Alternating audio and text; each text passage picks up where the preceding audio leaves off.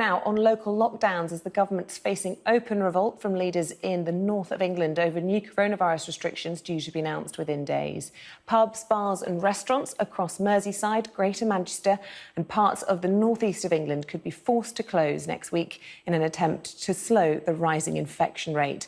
Mayors, MPs and council leaders in the north say they fiercely oppose any new measures without substantial financial support. Well, joining me now is the Conservative MP for Rossendale and Darwen, Jake Berry. Also with us is David Fox, who owns 4 restaurants in Manchester. Very warm welcome to the programme to both of you. If I might start with you, David Fox, just your initial reaction when you heard that news, first of all, about the potential changes being brought in next week. It's nothing less than a complete, utter shambles. The kind of management flows of information is just ridiculous. You know, I've got 150 staff. What am I supposed to say to them? My rotas have been set. What do I say to my butcher, my fresh produce supplier? It's just an utter shambles. And the wastage that's going to happen and the uncertainty and the knock-on impact of that is just catastrophic. And it's just ridiculous. We need leadership and none of it is coming.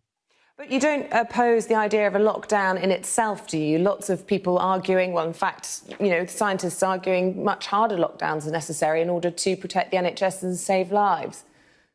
Yeah, protect the NHS, flatten the curve. You know, one thing is certain, that all models are wrong, but some are useful. We've seen lots of epidemiologists and they're really important, but where are the behavioural psychologists? Where are the reasonable, rational people making decisions that will have the right consequences for us all working together? And none of that has been forthcoming. There was a huge amount of goodwill from the hospitality industry that given because of the support they've given, but it's just disappearing. And what you're seeing is then people are going to reluctantly follow rules and lose sight of what we're trying to achieve here. And that's what really, really worries me. I'm sure anyone that's been eaten out in a COVID-safe way feels the same about it. And it's just a bit of a shambles at the moment, really. Well, let's bring in the MP, Jake Berry, then. What do you make of those comments that the Prime Minister and the government are lacking leadership in all of this? Well, I've got real sympathy with David or many of the businesses in Rossendale and Darwen. We appear to be having a few problems hearing you. I don't know if there's anything we can do. I'm just asking my team. But in the meantime, I'll just go back to you, David, and put another question to you.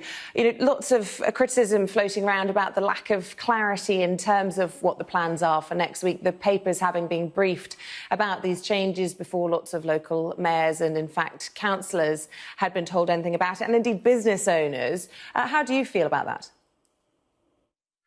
I just think it's just a shame. Like I say, you know, most people out there, I fundamentally believe, whether they're business owners or whether that's the team that work for me, want to do the right thing. And I think with a lack of direction and leadership, it's really hard to do that. And I think we then get into slightly messy territory when that isn't coming. But like I say, we feel let down as an industry that it's not based on evidence. We need to see the evidence. Please share it with us. As far as we're aware, it's happening in care homes, in educational settings. You're seeing it happening at universities. You know, is the infection rate going to go down with people not going out? I don't buy that. I don't buy that because we have worked hard as an industry to be COVID safe. So share the evidence. Let's all be grown up about it. OK, let's give it another go and see if we've improved the line to Jake Berry. I just want to put that question to you again then, whether or not you agree with David Fox that there has been a lack of leadership in this. Well, I didn't hear everything David said, but I have real sympathy with the restaurant industry, including Unfortunately, the line's just not good enough in order to be able to hear what you have to say there. So let's focus our attentions for now with you, David Fox, and talk about, you know, how you're going to survive all of this. You know, it does seem certainly inevitable, if not next week, but whenever it does get announced that this lockdown is coming your way. What sort of financial support will you need in order to make your business survive?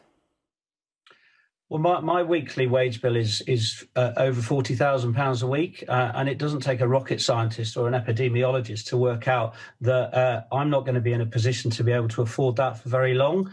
So unless you want to see even more redundancies and mass closures, there needs to be some kind of financial support that comes at the same time, because this is.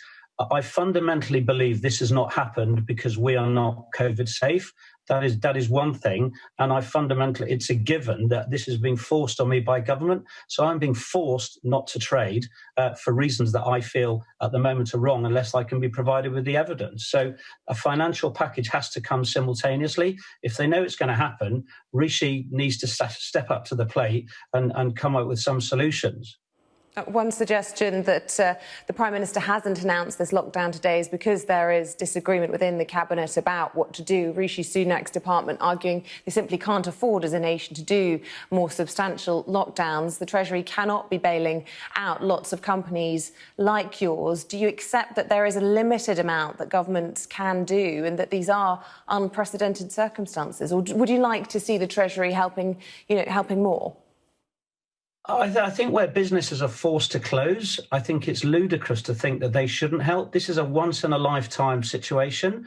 I've said before, in pre-COVID times, my company, my business gave £100,000 a month to the Treasury in the form of VAT, in the form of rates, in the form of duty, in the form of PAY and NIC. What I want to do is to go back to doing that. And